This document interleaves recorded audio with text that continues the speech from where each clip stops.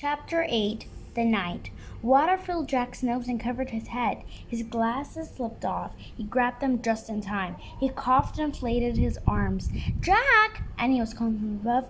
I'm in the moat, said Jack, gasping for air. He tried to treat water and put his glasses back on. With his backpack, his shoes, and his heavy clothes, he could barely stay afloat. Splash! Hi, I'm here! Annie sputtered. Jack could hear Annie nearby, but he couldn't see her. Which way is land? Annie asked. I don't know. Just swim. Jack dog paddled through the cold black water. He heard Annie swimming too. At first it seemed as if she was swimming in front of him, but then he heard a splash behind them. Annie, he called. What? Her voice came from in front.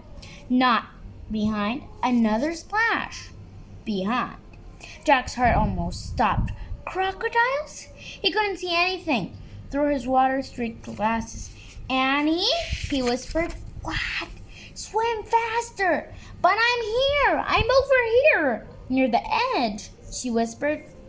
Jack swam through the dark towards her voice. He imagined a crocodile slithering after him. Jack's hand touched a wet, live thing. Ah! He cried. It's me! Take my hand, said Annie. Jack grabbed her hand. She pulled him to the edge of the moat. They crawled over an embankment onto the wet grass. Oh, man, Jack said. He was shivering all over. His teeth were chattering. He shook the water off his glasses and put them back on. It was so misty, he couldn't see the castle. He couldn't even see the moat, much less a crocodile. We made it, said Annie. Her teeth were chattering too. I know, said Jack, but where are we? He peered at the foggy darkness. Where was the drawbridge? The windmill? The hawk house? The grove of the trees? The tree house? Everything had been swallowed up by the thick, spooky darkness. Jack reached into his wet backpack and pulled out the flashlight. Pushed the switch. Nothing happened. The batteries were dead. They were trapped, but not in a dungeon. They were trapped in the still cold darkness. Nay! A hoarse whinny echoed through the night. The clouds parted. A full moon was shining in the sky. A pool of light spread through the mist. Oh. Look at that! A knight with shining armor. Jack and Annie saw a shadowy figure just a few feet away. It was the knight. The knight sat on the black horse. His armor shone in the moonlight. The knight sat on the black horse. His armor shone in the moonlight. A visor hid his face, but he seemed to be staring straight at Jack and Annie. Chapter 9. Under the moon. Jack froze. It's him, Annie whispered. The knight held out his gloved hand. Come on, Jack, Annie said. Where are you going? Said Jack. He wants to help us. Come on, Jack, Annie said. Where are you going? Said Jack. He wants to help us, said Annie. How do you know? Said Jack. I can't just tell, said Annie. I don't believe the scenario even happened. Annie set toward the horse. The knight dismounted. The knight picked Annie up and put her on the back of his horse. Come on, Jack, Annie called. Jack moved slowly toward the knight. The knight lifted him up too and put him on the horse behind Annie. The knight then got on behind them. He slapped the reins. The black horse centered beside the moon, lit water of the moat. Jack rocked back and forth in the saddle.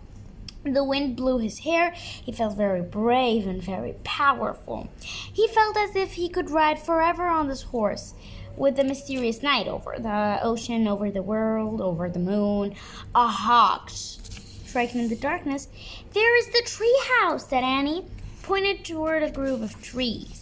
The knight guided the horse toward the trees. See, there it is, Annie said, pointing to the ladder. The knight brought his horse to a stop. He dismounted and helped Annie and Jack down. Thank you, sir, Annie said. She bowed. Thank you, Jack said. He bowed too. The knight got back on his horse. He raised his gloved hand. Then he slapped the reins and rolled off through the mist. Annie started up the tall ladder, and Jack followed. They climbed into the dark treehouse and looked out the window. Danny was riding toward the outer wall of the castle. They saw him go through the outer gate. Clouds started to cover the moon again. For a brief moment, Jack thought he saw a knight's armor gleaming on the top of the hill beyond the castle. The clouds covered the moon completely. A black mist swallowed the land. "He's gone," whispered Annie. Jack shivered in his wet clothes as he kept staring at the blackness. "I'm cold," said Annie. "Where's the Pennsylvania book?" Jack heard Annie fumbling in the darkness. He kept looking out the window. "I think this is it," said Annie. "I feel a silk bookmark." Jack was only half listening. He was hoping to see the knight armor gleam again in the distance. "Okay, I'm going to use this," said Annie, "because I think it's the right one. Here goes. Here goes. Okay, I'm pointing. I'm going to make a wish. I wish we could go to Frog Creek." Jack heard the wind begin to blow softly. "I hope I pointed to the right picture in the right book," said Annie. "What?" Jack looked back at her. "Right picture? Right book?" The treehouse began to rock. The wind got louder and louder. "I hope it wasn't the dinosaur book," said Annie. "Stop!" Jack shouted at the treehouse. "Too late!" The treehouse started to spun faster and faster. Then everything was still, absolutely still. Chapter 10. One mystery solved. The air was warm. It was dawn. Far away, a dog barked. "I think this is Harry barking," Annie said. Jack and Annie both looked out the treehouse window. "We're home," said Annie. "Yay!" "That was close," said Jack. In the distance, streetlights glowed near their house. There was a light on in their upstairs window. "Uh-oh," said Annie. "Think Mom and Dad are up." "Hurry! Wait!" In a daze, Jack opened his bag. He pulled out the castle book. It was quite wet, but Jack placed it back with all the other books. "Come on," said Annie. She started climbing out of the treehouse. Jack followed her down the rope ladder. They reached the ground and took off running between the gray-black trees. They left the woods and ran down their quiet street. They got to their yard and creeped across the lawn. They opened the front door carefully and slipped inside their house. "They're not downstairs yet," whispered Annie. "Shh," said Jack. He led the way up the stairs and down the hall. There was no sign of their mom or dad, but Jack could hear water running in the bathroom. Their house was so different from the dark, cold castle. It was safe and cozy and friendly. Annie stopped at her bedroom door. She gave Jack a smile, then disappeared inside her room. Jack hurried into his room. He took off his damp clothes and pulled out his dry, soft pajamas. He sat down on his bed and opened his backpack. He took out his wet notebook. He felt around for the pencil, but his hand touched something else. Jack pulled the blue leather bookmark out of his backpack. It must have fallen out the castle book. Jack held the bookmark close to his lamp and studied it. The leather was smooth and worn. It seemed ancient. For the first time, Jack noticed the letter on the bookmark. It was a fancy M. Jack opened the drawer next to his bed and took out the golden medallion. He looked at the letter on it. It was the same M. Now, this was an amazing new fact. Jack took a deep breath. At least that was one mystery solved. The person who had dropped the gold medallion in the time of the dinosaurs was the same person who owned all the books in the treehouse. Who was this person?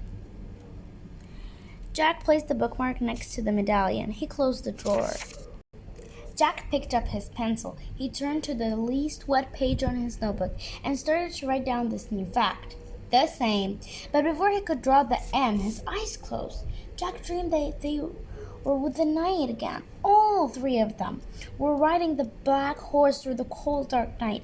They rode beyond the outer wall of the castle and up over a moonlit hill.